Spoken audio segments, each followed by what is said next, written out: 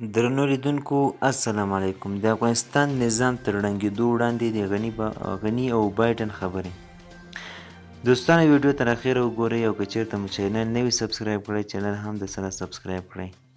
د افغانستان جمهور رئیس محمد اشرف غني او د امریکا جمهور رئیس جو بایډن د جولای د میاشتې په 23مه په ټلیفون کې تقریبا 14 دقیقې خبرې کړې دي. د رویټرز خبري اژانس د دواړو جمهور رئیسانو د خبرو متن ترلاسه کړی. په دې مکالمې کې ښاغلي بایډن ښاغلي غني ته ویلي که د افغانستان د وضعیت د کنټرول لپاره په عامه توګه د یو پلان اعلان وکړي متحده ایالات به یې ننګه وکړي. بایډن ویلي که پوه شو چې پلان څه شی دی موږ به د نږدې هوایي ملاتړ بندوبست وکړو. د دې ټلیفوني مکالمې تر څو ورځې وړاندې امریکا ځواکونو د افغانستان د امنیتي ځواکونو په ملاتړ په طالبانو هوایي برید کړی و چې طالبانو هغه د دوحې د تړون نه د امریکا سرغړونه وبلله.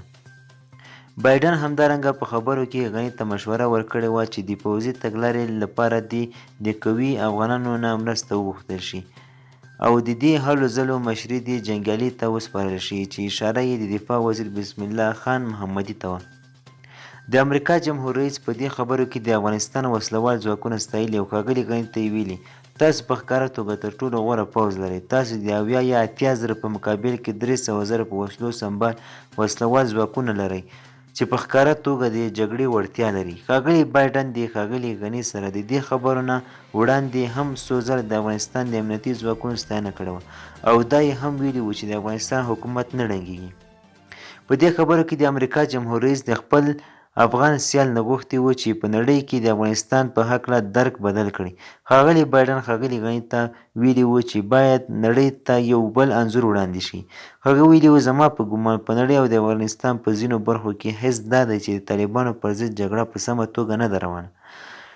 په دې ټلیفوني مکالمې کې د امریکا جمهور رئیس ویلي که د افغانستان مشهور سیاسي شخصیتونه په یو خبري کنفرانس کې په ګډه د نوي نظام تګلارې ملاتړ وکړي ښایي دا حس به بدل شي او زما په فکر ډیر به بدل شي.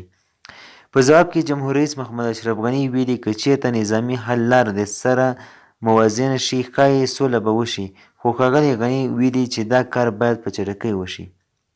هغه ویلي موږ د بشپړ یرغل سره مخ یو. په یرغل کې طالبان دي چې پاکستان ورسره د پلان جوړونې او لوژستیک په برخه کې بشپړه مرسته کوي. د 10 او 15 زرو پورې نړیوال ترهګر چې اکثریت پاکستانیان د افغانستان ته رالیږل شوي. د افغانستان حکومت او امریکا کارپوهان تل ویلي چې د پاکستان د ملاتړ پرته طالبان بیا په پښو نشوای درېدلی خو پاکستان دا تورونه رد کړي دي. دوستانو ویډیو تر همدې ځایه